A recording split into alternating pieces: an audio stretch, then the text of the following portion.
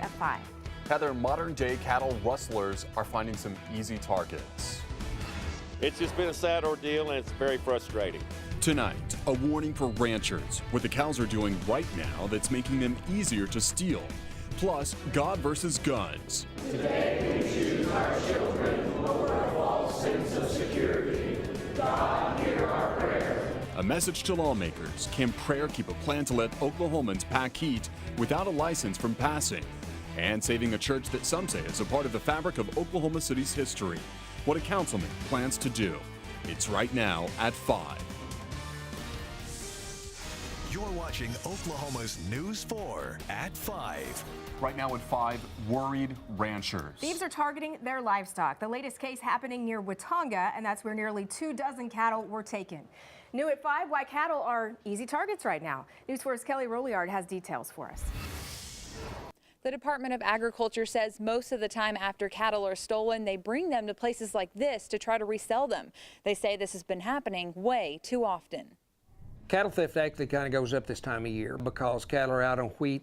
They're more readily and easily seen and easier to get to. Jerry Flowers with the Department of Agriculture says they're fed up with cattle theft. They're investigating many cases across the state. A loss like this can be devastating to a livestock owner. The most recent case southeast of Watonga. Jerry Pierce says 23 head of cattle were taken off his land. I went to look for them. I went to my pen over here about a half mile, and there was 8 standing in the pen that they didn't take. All of Pierce's cattle have ear tags like this one with different numbers on them. They're also branded JP on the left hip. Now, I love my cattle, and I hate to see it coming to this. I'm trying to keep my smile on, but it's tough. He says it's a tough job managing his 15 cattle farms. He feels like someone stole his livelihood. In farming, timing is money. Getting the crop in the ground, you have to plan for all this stuff and prepare.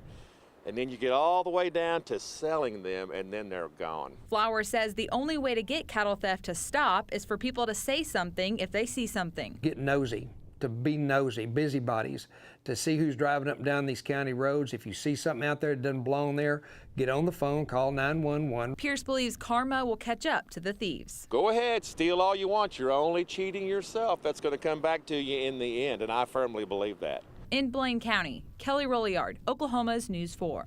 And Flowers suggests livestock owners get game cameras to catch the thieves. The Department of Agriculture also has let our surrounding states know about the theft in case the cattle are resold there. Religious leaders from all over our state are hoping the power of prayer will keep lawmakers from passing a bill that would allow you to pack heat, all without a license. The bill already passed the House, and it could be heard in the Senate later this week. If it passes there, it will go to the governor's desk. Here's News 4's Jessica Bruno with more. We confess, Holy One, to making idols out of guns, even at the risk of our own children. They're gathering in prayer. Today we choose our children over a false sense of security. God, hear our prayers. Speaking out about House Bill 2597, better known as permitless carry, which would allow Oklahomans to carry a gun without training or a permit, as long as they're 21 years old or 18 for veterans and active duty personnel. To even have the training that comes along with the current permit for open carry has done tremendous work in the state, and we just want a reasonable and responsible way for us to be able to carry. Reverend Tim Blodgett. Offer your hearts and minds in prayer with us. Joining other religious leaders and the group Moms Demand Action outside Governor Kevin Stitt's current office at the Capitol Monday. We're here to just raise awareness with Governor Stitt about this piece of legislation, to pray. Governor Stitt has indicated that he would sign permitless carry, and we're really concerned that he's not hearing the voices of the faith community. Backers of the bill, though, feel most people are responsible and will seek training out, even if it isn't mandated by law. They also cite safeguards within the measure, like allowing private property owners and college campuses to set their own policies regarding whether or not people can carry while on the premises. It came through committee with relative ease, bipartisan vote, and so I anticipate that there will be questions, there will be debate, but I think it will pass overwhelmingly.